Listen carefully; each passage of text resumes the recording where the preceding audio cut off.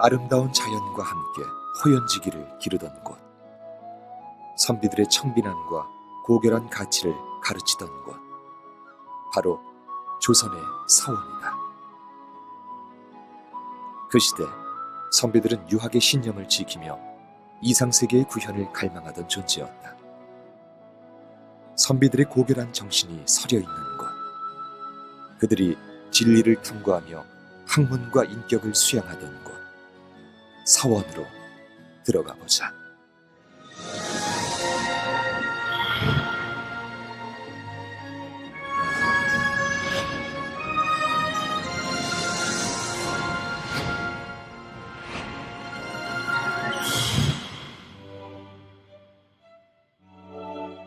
아름다운 소백산 자락, 경북 영주시 순흥면에 위치한 소수서원은 우리나라 서원의 본고장인 경북에서도 으뜸인 곳이다.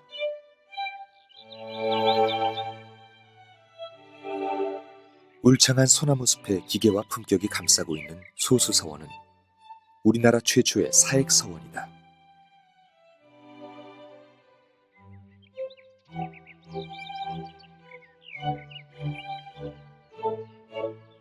이곳은 1543년 풍기군수 주세붕이 이곳 출신의 성리학자였던 고려의 유학자 안향을 모시는 사당을 짓고 백운동 서원이라고 한 것에서 비롯됐다.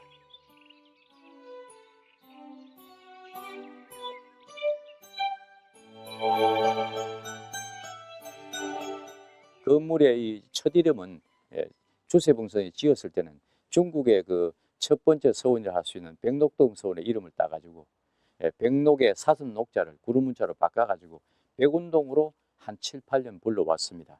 그렇게 불려오다가 퇴계 선생이 후임군수로 와서 이름을 새로 명종한테 상소 올려가지고 받은 이름이 지금 쓰는 소수서원입니다.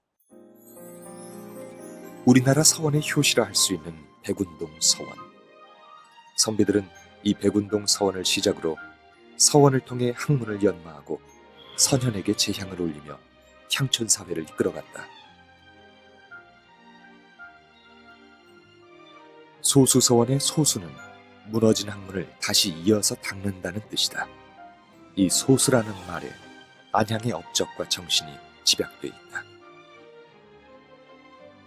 최초의 주자학자면서 한국 성리학의 출발점이 된 유학자 안향. 문성공묘라 칭할 만큼 그 공이 높이 평가되고 있다.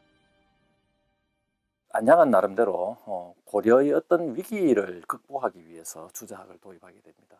주자학 자체가 이 이민족의 침입으로부터 한족의 어떤 정신적인 측면을 이 정체성을 강고하게 하기 위한 뭐 이러한 어떤 것이 있는데, 이게 고려조 같은 경우는 그 무신난 이후에 여러 가지 정치적인 혼란상, 그 다음에 불교의 어떤 부패라든가, 그 다음에 그 무속의 성행, 이런 상황에서 주자학을 도입함으로써 고려를 사실 지켜가려고 하는 이러한 노력이 있었습니다.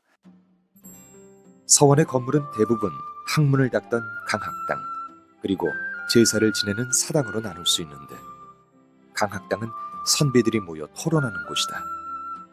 이곳에서 뛰어난 인재들이 학문을 갈고 닦으며 선비 정신을 키웠다. 특히 학봉 김성일과 같은 선비들을 18세기 말까지 무려 4천여 명을 배출해내기도 했다. 학생들이 공부하던 강학당을 뒤로 직방제와 일신제가 자리하고 있다. 이곳은 스승들의 공간으로 스승과 제자의 공간을 따로 배치했는데, 이것은 일반적인 서원의 형식과는 다른 특징이다. 이 소수서원은 처음 초창기에 세워진 우리나라의 첫 서원답게 건물의 공간 배치 방법도 우리식으로 지어집니다. 우리의 전통인 예절의 동서남북을 따라가지고 이서위상이란 그 법칙을 따라가지고 오른쪽에, 서쪽이든 오른쪽에는 그 위패를 모시는 사당 시설을 짓고 동쪽에다 학교와 이 기숙 시설을 지었습니다. 아주 전형적인 우리의 전통 배치 방법이고, 그 후에 세워진 서원들은 전학 후묘라 해가지고 앞에 학교 뒤에 사당을 짓는 중국의 예절을 땄습니다. 소수서원은 동쪽에 죽계수가 북에서 남으로 흐르고 입구에는 소나무가 우거진 그야말로 풍광이 수려한 곳에 자리 잡았다. 특히 죽계천에는 눈에 띄는 바위가 하나 있다. 경이라는 글자가 새겨진 이 바위엔 특별한 사연이 있다. 공경경자란 저 글씨는 암벽에 새긴 글자지만은 주세붕 선생이 여기 군수로 와 계시고 이 서원을 창건할 때 직접 새긴 그 글자입니다. 유교의 사상은 하나로 딱 모아 얘기하면 경사사입니다. 그래서 그걸 또 느리면 경천애인 사상이고요. 그래서 유교 문화의 발상제인 솔소원에 그 경을 각을 하셔가지고 그 유학을 이렇게 확장시키고 진작시켰다. 이 경자 바위에는 기이한 이야기가 전해져 오는데 밤마다 죽게천 무리를 뛰어다니는 사물들의 소란스런 소리가 들려 서원의 선비들이 공부에 전념할 수 없게 되었는데 주세붕 선생이 경자를 새겨 붉은 칠을 하자 비로소 그 기이한 일이 없어졌다는 이야기다.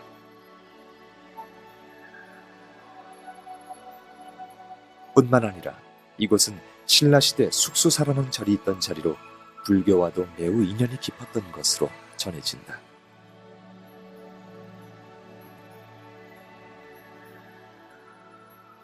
거기에 그 불상들을 버린 죽게천 위에서 이상한 어떤 그 소리가 막 나고, 그리고 물을 막 뛰어다니는 여러 가지 그 이상한 그 사물들이 있어서 선비들이 거의 공부를 못했던 뭐 이러한 어떤 그 상황이 그 전개된 모양입니다. 설화 안에서 그렇다는 이야기죠. 여기 굉장히 중요한 어떤 의미가 있습니다. 그 불교가 유교로 이제 바뀌어가는 그러한 상황 속에서의 갈등 문제, 그 다음에 경이라고 하는 수양론의 그 핵심인데 이거를 주세붕이 이제 거기에 써서 또 새기고 이렇게 하면서 불교가 갈등 속에서 이제 유학으로 바뀌어가는 그러한 부분들을 그 설화가 잘 나타내고 있다는 그런 측면에서 매우 중요한 어떤 설화라고 할 수 있습니다. 우리나라 최초의 서원으로서 성리학을 처음으로 소개한 안향의 뜻이 깃든 소수서원. 호연지기를 길렀던 선비들의 민족 교육의 산실이자 유교적 인재 배출 요람으로서 지금도 그 문화적 가치가 높이 평가되고 있다.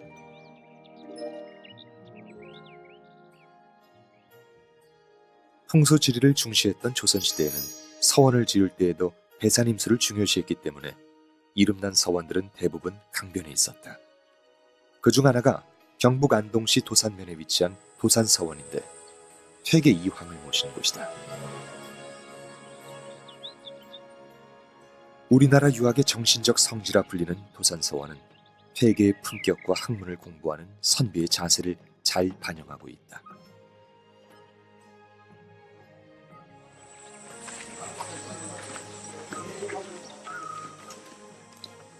서원은 원래 성현을 모시고 제사를 지내는 기능을 갖추고 있는데 이곳 도산서원에서는 1년에 2번 향사례를 지내고 있다. 그 규모도 크고 엄숙해서 일반인들이 보기엔 좀처럼 쉽지 않다.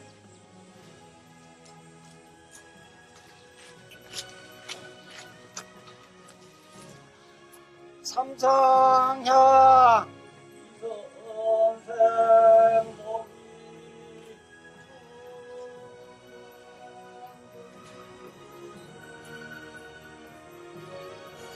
도산서원 향사례는 퇴계 선생의 유덕을 기리고 추모하기 위해 매년 봄, 가을 2차례에 걸쳐 봉행되는 제례 행사인데 민족문화의 원형을 500여 년간 고스란히 계승해온 민간 차원의 최대 제향이다.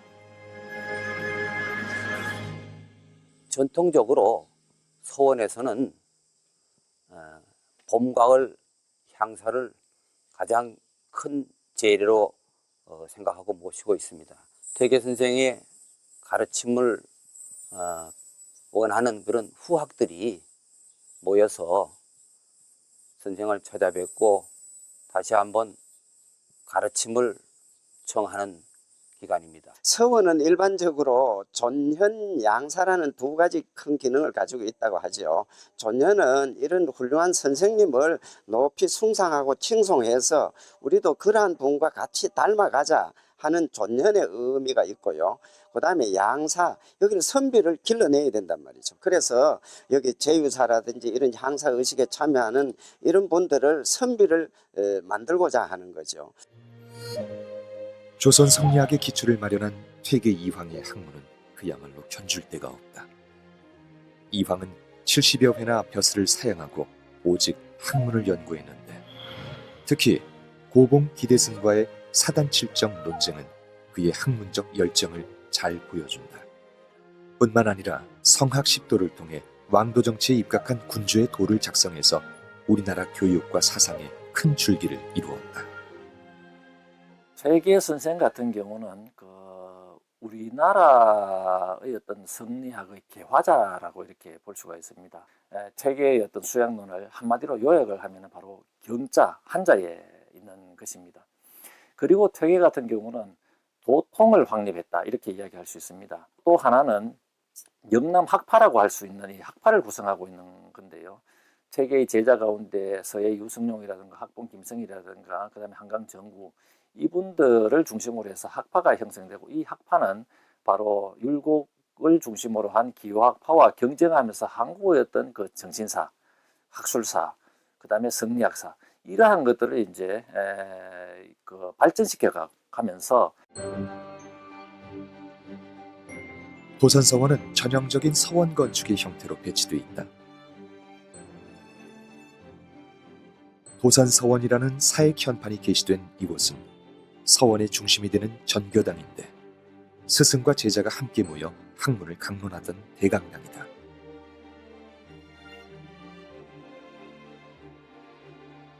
도산서원은 학생들의 강당인 강학당을 전면에 배치하고 좌우로 동제와 서재를 두어 전형적으로 아름다운 서원의 형태를 갖추고 있다. 우리나라의 서원의 특징이라면 전학후묘가 되어 있습니다. 그것은 우리나라의 전통적인 풍수 사상에 따라서, 배산 임수 사상에 따라서 뒤쪽에 올라가면서 이게 배치가 높아지니까 높은 쪽에 그 지역에 선현을 모셔놓는 사당을 짓고, 그리고 서원의 앞쪽에 강당 건축을 짓고. 또한 도산서원은 아름다운 공간 배치와 함께 아담한 정원으로 잘 꾸며져 있다. 서원 한쪽 구석에 소박한 건물 한 채, 이것이 바로 도산서당이다. 퇴계 선생이 정일 스님과 함께 완성한 건물로 이곳에서 몸소 머물면서 제자들을 가르쳤다고 한다. 퇴계는 자연을 벗삼아 사색을 즐겼는데, 스스로도 자연에 쉼치 않은 병에 걸렸다 할 정도로 아름다운 산수를 탐했다고 전해진다. 도산서당 맞은편에 자리한 이 건물은 농운정사로 제자들이 공부하던 기숙사였는데, 특이한 것은 지붕이 공짜 모양을 하고 있다는 것이다. 퇴계 선생이 제자들에게 공부에 열중하기를 권장하는 뜻에서 공짜 모양으로 짓도록 했다는 것이다. 선생이 얼마나 후학을 기르는 일에 힘썼는지 알 수 있는 대목이다. 공부하던 동편마루를 시습제, 휴식하던 서편마루를 관란헌이라 했는데, 그 마루에서 내다보면 유유히 흐르는 낙동강이 보인다.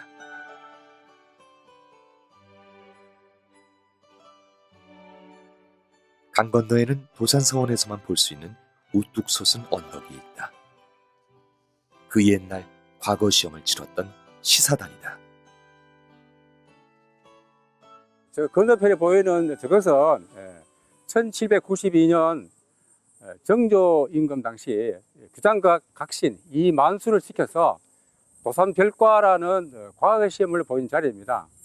그 당시 7,000여 명이 응시를 했고, 그 다음에 답안지를 조정에 가져가서 임금님이 직접 채점하셨다고 합니다. 그 중에서 11명을 뽑아서 급제자를 배출한 곳이기도 합니다. 도산서원 주변은 자연을 감상하며 사색하기에 좋은 장소마다 각각의 의미를 담은 이름이 붙여져 있다.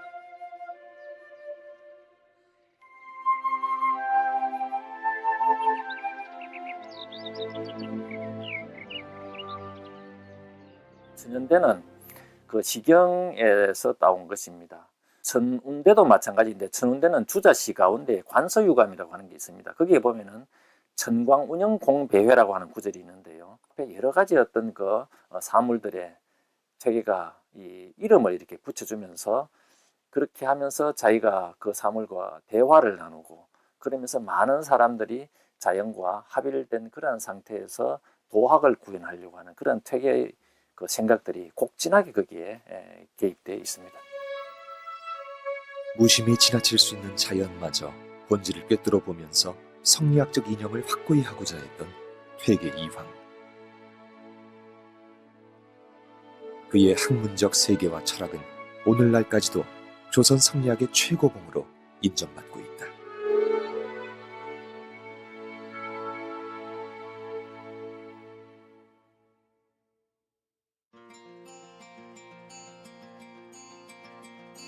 낙동강 물길이 감싸는 중심에 우리나라 서원 건축의 백미로 손꼽히는 아름다운 서원이 있다.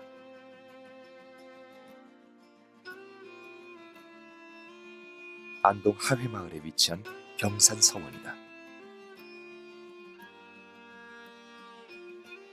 입구에 들어서자마자 시선을 사로잡는 것은 만대루다.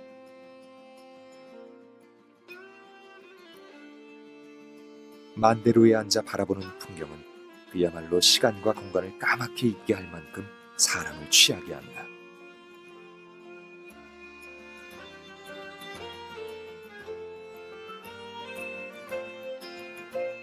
임진왜란 때 영의정을 지낸 서해 류성룡과 그의 셋째 아들 류진을 배향한 병산서원은 조선시대의 대표적인 유교 건축물로 꼽힌다.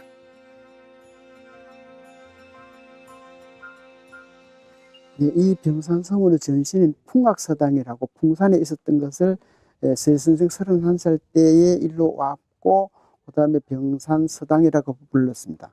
부르고 이제 병산서회라고 된 것은 세선생이 돌아가신 후에 세선생을 허무하는 제자들이 뜻을 모아서 이 서원으로 크게 지어서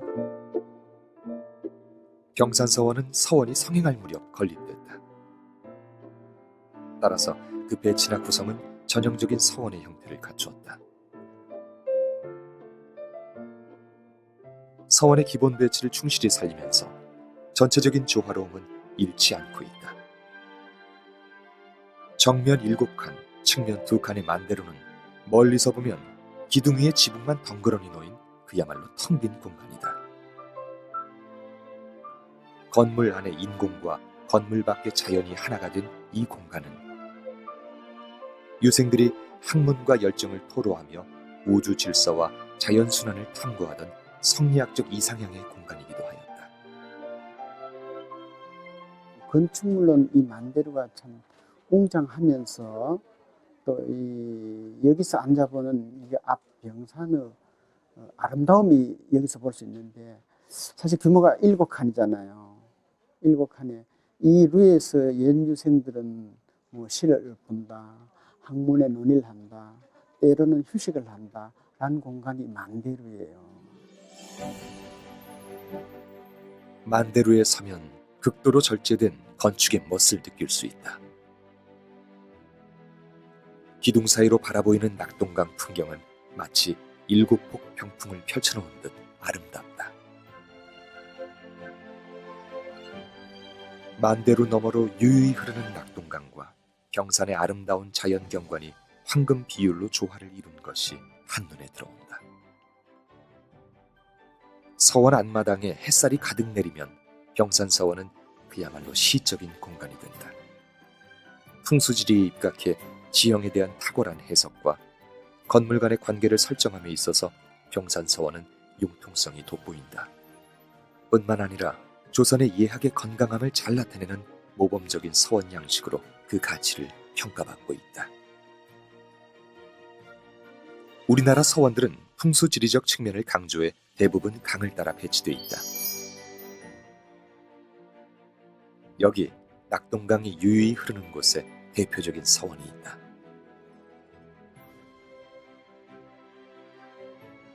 배산임수의 아름다운 지형적 조건을 갖춘 도동서원이다.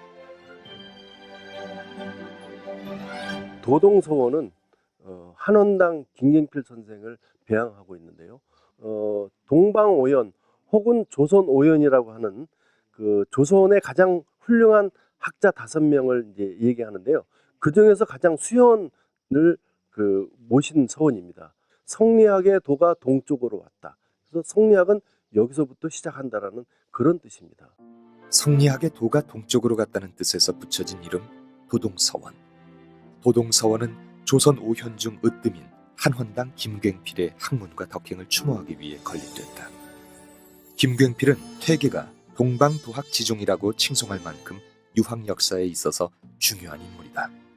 소학동자라 불리던 한원당은 조광조에게 성리학을 전수해 우리나라 유학에 맥을 잇는 계기가 되었다. 기둥의 흰띠는 김경필을 모신 서원에 대한 존경의 표시다. 한원당은 평생을 자기가 소학동자로 사칭을 했습니다. 소학은 바로 생활 속의 실천을 이야기하는 거거든요.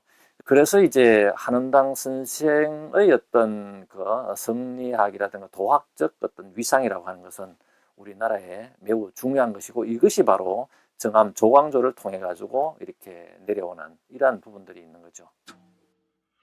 도동서원은 낙동강변의 비교적 형사가 급한 지형을 따라 조성되어 있다. 전체적인 건축 구성과 배치 형식은 우리나라 서원 건축 중 가장 규범적이고 전형적이며 건축적 완성도와 공간 구성도 우수하다. 서원을 향해 오르는 계단은 소박하면서 좁고 가파른데 그 이유가 따로 있다. 이 도동서원은 성리학의 가장 그 기본에 충실하면서 지어진 서원이다라고 그렇게 얘기를 합니다. 그래서 당시에 학문을 하는 사람들의 자세가 어떻게 돼야 된다라는 것들이 학교에 들어가는 입구부터 다른 거죠. 이 계단이 다른 서원과 달리 좁고 가파른 이유는 이렇게 한 발 올라가고 모으고 한 발 올라가고 모으고 학문을 하는 그런 신중한 마음과 자세를 발 한 발 한 발 모으면서 자기 자신을 다지면서 올라가는 겁니다. 서원 입구에서부터 선비로서 몸을 가다듬고 겸손한 마음가짐의 자세를 일깨워주는 도동서원. 좁은 돌계단을 따라 서원 안으로 들어서면 소박한 형태의 건물들이 짜임새 있게 배치되어 있다.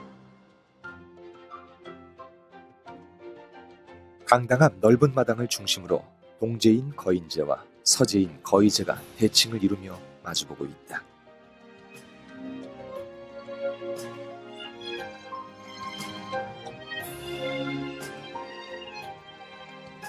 특히 중정단 기단은 크기와 색깔이 다른 돌들이 빈틈없이 서로 맞물려서 조화를 이루고 있는데 그 사이로 용두석을 배치해 아름다움을 더했다.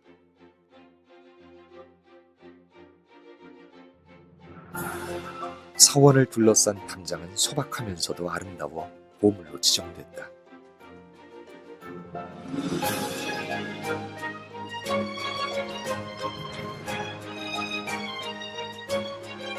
공부하던 유생들의 답답한 마음을 풀어주던 수월루 너머엔 푸른 강물과 함께 400년이 넘는 오래된 은행나무가 유서 깊은 서원의 역사와 전통을 말해준다.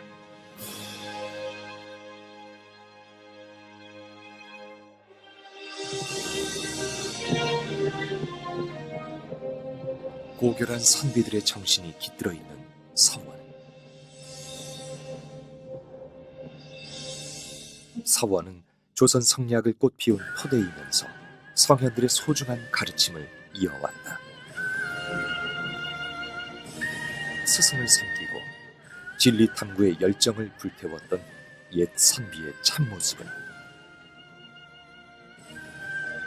오늘도 세월의 풍파를 견뎌온 서원 속에 고스란히 간직돼 있다.